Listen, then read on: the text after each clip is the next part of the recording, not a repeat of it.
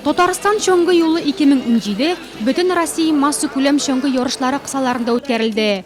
35 ел инде катнашучылар һәм географиясы буенча иң масштаблы спорт бәйрәмнәренең берсе санала.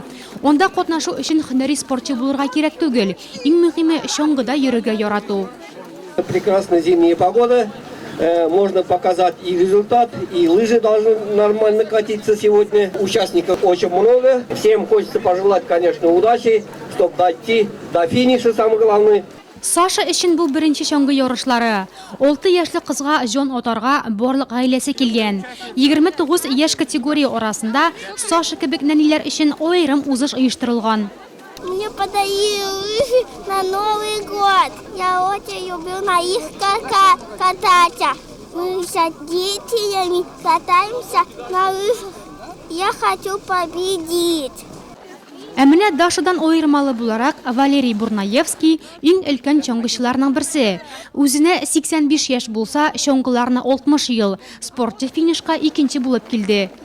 Я ежедневно хожу 10 километров. Көн сайын 10 километр ара шоңгыда йөрим. Бу миңа сәламәтлек, күңел кирлеге һәм яшәү көче бирә. Шоңгы юлына 1600-дән артык нурлатлы басты. Беренче булып ВИП узыш. Огымдагы елда беренче тапкыр Мәдәният профсоюз оешмасы хезмәткәрләре өчен аерым узыш оештырылды. Теләүчеләргә биредә үк ГТО нормаларын тапшыру мөмкинлеге дә каралган иде. Шаңгыда шуырга яратам. Буш вакытларымны шаңгыда шуырны үткәрәм. Менә бүген дә без үзебезнең Камыр Батыр коллективыннан 5 килдек. 5-бездә бик яхшы урыннар алырга дип исәпләп торабыз.